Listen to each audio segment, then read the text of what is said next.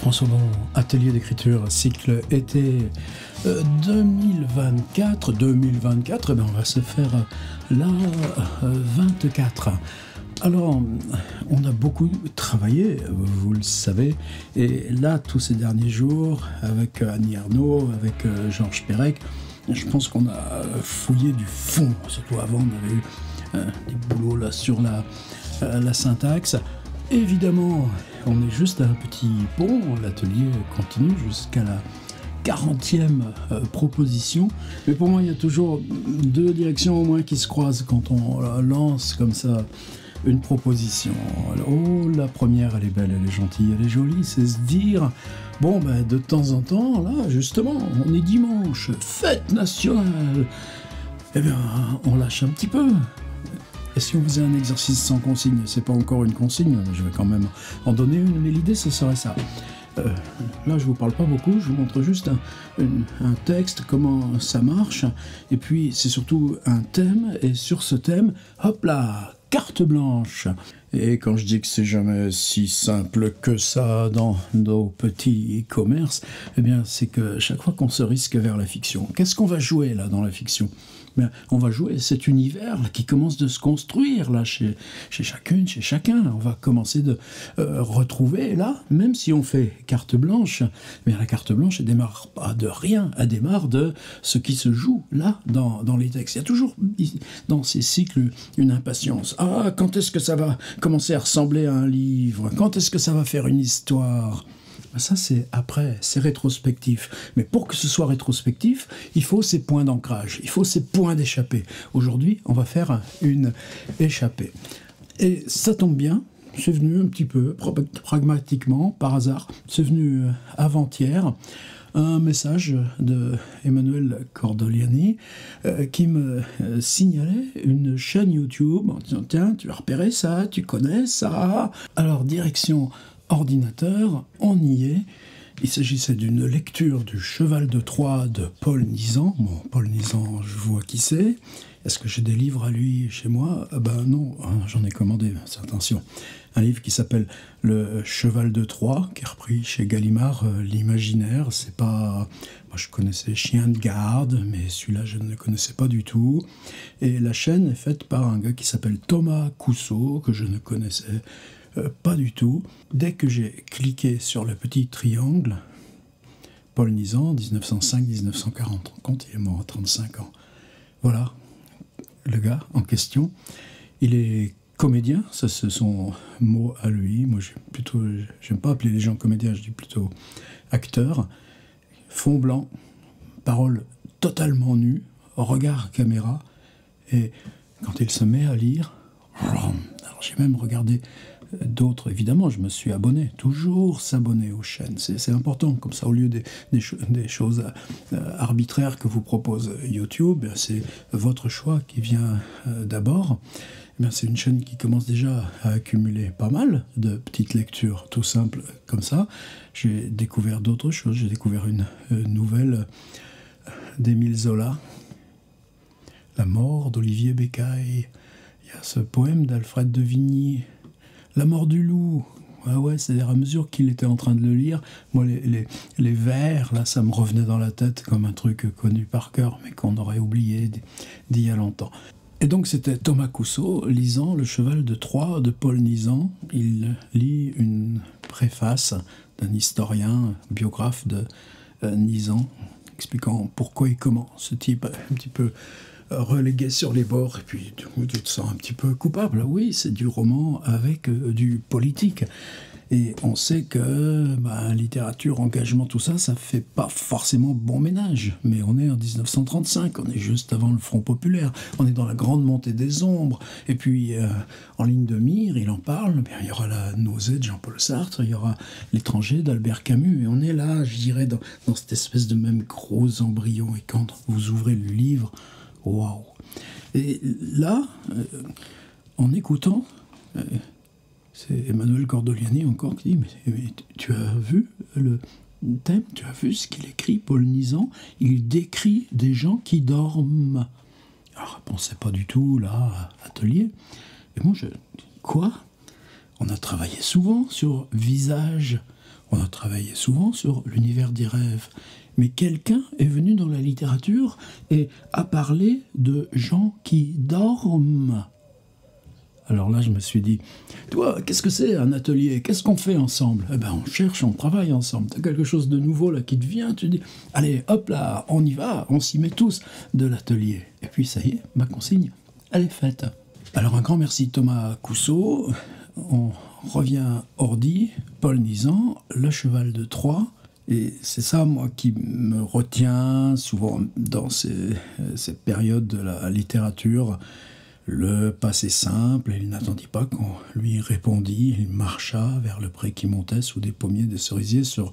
Non, depuis Flaubert, on connaît ça. Alors, est-ce que justement, nous, on n'a pas un peu trop le réflexe de mettre ça de côté? En même temps, vous voyez la première page, sur le pas de la porte Boyer se retourna. Tiens donc, et l'insertion des dialogues.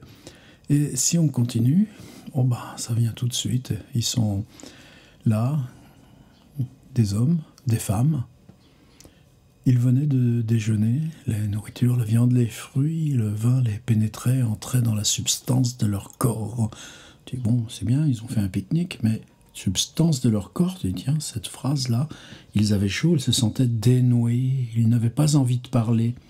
Des personnages qui ne vont même pas parler, avec eux tu vas faire un livre.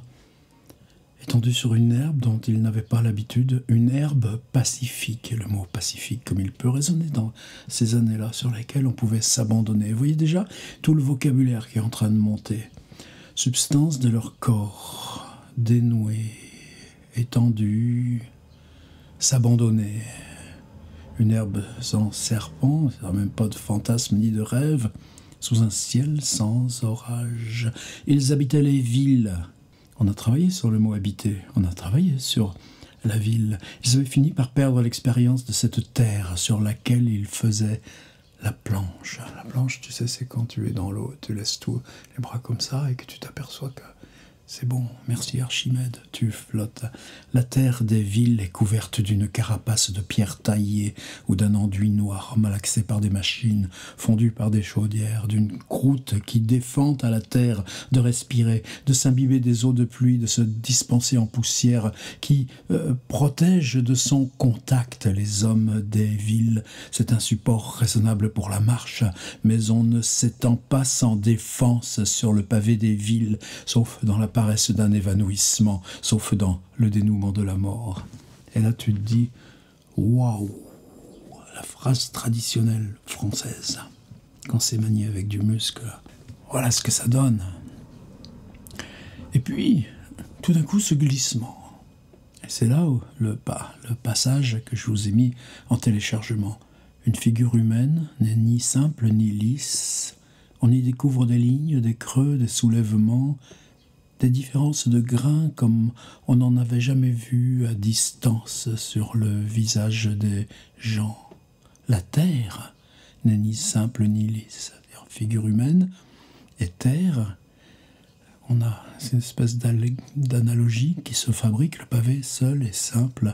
Ils avaient donc le temps de scruter ce qu'ils voyaient de la terre à la portée de leurs yeux. Et puis, bon, là on est dans cette scène du pique-nique des urbains à la campagne, et tout d'un coup, eh bien, ces gens-là vont s'endormir dans ce verger ce jour-là, vers le bas de ce village où ils étaient étrangers, anonymes comme les carabes dans les herbes. Après toutes les journées qu'ils avaient passées sur leur garde, il n'y avait rien derrière eux, devant eux, contre quoi ils dussent se prémunir. La vie était suspendus jusqu'au lendemain, ils pouvaient aller jusqu'à la pointe extrême du loisir, qui pour eux ce jour-là ne se confondait pas avec la pointe extrême de la fatigue, de l'angoisse. 2 points, ils s'endormirent. C'est-à-dire que oui, il y a ce relâchement, mais la ville, l'angoisse, la fatigue, l'insécurité, c'est toujours extrêmement présent. Et il va jouer de cet entrefer. Et là, donc, on est toujours dans le passage que je vous ai donné. Le temps qui revient, le soleil eut le temps de changer de position, de s'abaisser. Il regarda, donc on est toujours le narrateur principal. C'est pas forcément la peine que vous repreniez ça. Là, peut-être, c'est ce qui a vieilli un peu. J'oserais plus maintenant dire des mots comme ça, mais on a toujours ce narrateur, non pas omniscient, mais à la fois observateur, celui qui transmet, celui qui... on a tellement de façons d'engager du récit, d'autres façons. Il regarda ses compagnons qui dormaient encore avec des expressions amères. Il pensa, ils n'ont pas l'air gais quand ils dorment. Et peut-être ça nous donne un début. Il ou elle regarde, etc. Je vous dis, on n'a pas besoin de narrateur intermédiaire. Eux qui dormaient encore, expressions amères. Par contre, le monologue intérieur, il pensa, avec le tiré de dialogue, ils n'ont pas l'air gais quand ils dorment. Là, vous pouvez essayer de vous concentrer là-dessus. C'est-à-dire où on est, qui voit, qui regarde, pourquoi ils dorment, où ils dorment. Et cette idée du monologue intérieur, avec ce dialogue-là inséré, lui, il ne va pas insister. Vous voyez, il n'y en a plus après. Après, on a 3 pages avant de... quelle heure est-il? Il est déjà 4h15, dit Bloyer. Philippe secoua sa femme, dit « Réveille-toi ». Donc on a 3 pages où ce dialogue, ce monologue intérieur va disparaître. Nous, en même temps, là, il le met au début. Pourquoi on ne le garde pas? C'est juste pour vous donner des pistes, des potentiels. Retour sur lui-même. Ça, c'est intéressant. Le narrateur regarde ses compagnons qui dorment encore avec des expressions amères. On annonce, il pensa, monologue intérieur, ils n'ont pas l'air gais quand ils dorment. Et hop là, c'est par rapport à la première page qu'on a vue. Il se retourna. Et bien là, tout d'un coup, c'est le texte même qu'il retourne sur lui. Il se demanda ce que le sommeil faisait de son propre visage. Et là, c'est presque encore une piste d'écriture. Là, on a des gens qui dorment, on va travailler, écrire des gens qui dorment. Elle est prête, ma consigne, elle ne se cache pas, ma consigne, elle est toute simple, ma consigne, elle est là, ma consigne. Mais il se demanda ce que le sommeil faisait de son propre visage. C'est encore une autre consigne d'écriture. C'est quoi votre visage quand vous dormez? Vous savez, il y a des gens en rêve qui se voient dormir. Et quand on voit son visage dans les rêves, ça peut être extrêmement étrange. C'est une autre piste. Moi, c'est juste mon boulot là, de dire, bon, je vous donne pas un thème d'écriture et puis débrouillez-vous. Sinon, c'est la rédaction scolaire. Alors, c'était comment les vacances? Non, non, non, non, non. Les visages qu'il voyait n'étaient pas des visages heureux, mais seulement des visages relâchés sur lesquels ne s'étendait qu'un apaisement provisoire. Les visages qu'il voyait n'étaient pas des visages heureux. Un seul adjectif, mais l'adjectif, il est avant la position de la virgule, et il vient dans une négative. N'étaient pas des visages heureux. Cheville rhétorique, mais seulement des visages relâchés, visage heureux, visage relâché. Là, on a non plus adjectif, mais l'adjectif, il est symétrique de celui qui était dans la négative, sur lesquels ne s'étendait qu'un apaisement provisoire. Qu'un apaisement provisoire, 2 mots de 4 syllabes. C'est pas ça la phrase? Bah ouais, qu'est-ce qu'on fait comme en littérature? Bah on écrit des phrases. Ce sommeil n'était guère qu'une rupture, il n'était pas uni à la veille qui l'avait précédé, à celle qui le suivrait. Cette continuité des veilles et du sommeil, etc., etc., là vous irez voir. Par contre, juste après ce passage un petit peu général, mais très beau sur la question du sommeil, c'était un genre de sommeil trop exceptionnel dans leur existence pour qu'il dissipât mieux que le sommeil de leur nuit, les marques profondément creusées de leur vie. Tout est là. Et nous, on va dire, allez, c'est nous, pollinisants. On prend cette phrase, et puis on écrit ce que nous, on a à y mettre. C'était un genre de sommeil trop exceptionnel dans leur existence. À quel moment vous êtes à même de regarder d'autres gens qui dorment? Et puis tout d'un coup, vous voyez que rien qu'à penser ça, il y a tout un tas de petites choses qui clignotent, très récentes, très anciennes, très présentes, là, immédiatement. C'est pas forcément ni heureux ni relâché. L'expression du sommeil, du désœuvrement n'était qu'un voile, un brouillard qui couvrait légèrement les visages. Ça veut dire qu'on va décrire le sommeil, mais on va décrire ceux qui sont derrière le sommeil. ceux qui sont là, pris par le sommeil, mais qui restent eux-mêmes, avec toutes leurs marques, leurs incertitudes, leur crispation à l'intérieur du sommeil. Et là, deuxième partie, eh bien lui, il y va, comme nous, on va y aller. Philippe dormait, je ne sais pas qui est ce Philippe, ça n'a pas d'importance, les bras allongés de chaque côté de son corps, le front vers le ciel, comme un mort. Mais les traits essentiels de son visage, toujours cachés par le réseau des rires, des colères, des paroles, il était enfin possible de les découvrir. C'étaient les traits d'un homme de 50 ans qui ne s'accommodait pas de la vie, de sa vie. Ses rides, etc. Et puis ensuite, on passe aux femmes. Écoutez Thomas Cousseau, il en parle dans l'intro de sa vidéo. Ce qui, lui, l'a profondément déstabilisé en découvrant Paul Nizan, c'est-à-dire précisément le traitement égal que tu fais des personnages hommes et des personnages femmes. Et ça, c'est pas si évident que ça, même chez Claude Simon. Sur le visage de Berthe, qui avait 35 ans, sur le visage de Catherine, qui avait 26 ans, sous le nuage du loisir éclatait la fatigue et la décision, sur le front bombé de Berthe, la fatigue et la paresse sur la bouche, sous les yeux de Catherine. C'étaient des jeunes femmes en qui la jeunesse n'était pas simplement combattue par le vieillissement, la netteté de la peau, et voilà. Et c'est tout. Alors je ne sais pas si ça vous va, mais prenez ça comme une expérience différente. La consigne, elle est simple. Un texte avec des gens qui dorment. Mais dans le choix, j'allais dire, cette marche arrière, on se présente là devant une idée, et puis on se laisse reculer jusqu'à ce que devant soi, il n'y ait plus l'idée dans laquelle on est parti, mais les exemples là qui vous viennent. Après, c'est dans la façon dont vous les appropriez, ces exemples, où vous n'êtes plus là dans l'autobiographique ou le dévoilement, mais vous êtes dans un récit qui vous force à quoi? Qui vous force à la fiction.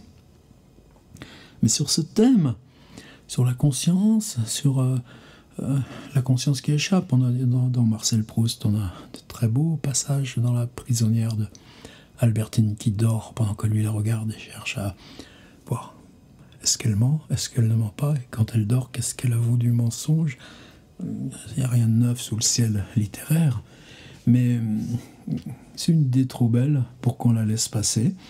Prenez ça comme quelque chose, en tout cas que moi je n'avais jamais fait, que je n'avais jamais trouvé dans d'autres livres. C'est une surprise qui n'est pas seulement la mienne, c'est une surprise de Thomas Cousseau qui passe à Emmanuel Cordoliani, il me la repasse dans les mains, puis moi je vous la relance à vous tous et toutes. On fait un texte avec des gens qui dorment, et retour en boucle au début de cette vidéo. C'est une consigne libre, parce que avec tout le travail qu'on a fait, eh bien, hop là, on s'en va juste là, dans ce plaisir ou ce désir d'écrire, ou ce jeu avec l'écriture, et on les fabrique, nos gens qui dorment. Rimbaud, le dormeur du Val, attention. Il dort pas, le dormeur du Val. Il est mort. Il y a des choses graves, des choses là, et c'est ça où Nizan, il est fort. C'est toutes ces contradictions de la vie qui sont là, âpres, et qui ne cessent pas parce qu'on dort. Et forcément, dans le choix que vous ferez, ne vous en préoccupez pas. Vous pensez là à cette thématique, texte avec des gens qui dorment. Mais rétrospectivement, une fois qu'il sera fait le texte, et là on pourra peut-être regarder ensemble à quel endroit il hérite des 23 propositions plus le prologue que vous avez déjà mis en ligne. Et on va commencer à voir un peu là. On approche là, justement par cette frontière de la bascule où accumulation peut devenir construction. Et merci Thomas Cousseau, et merci Emmanuel Cordoliani, et merci Paul Nizan, et maintenant on y va.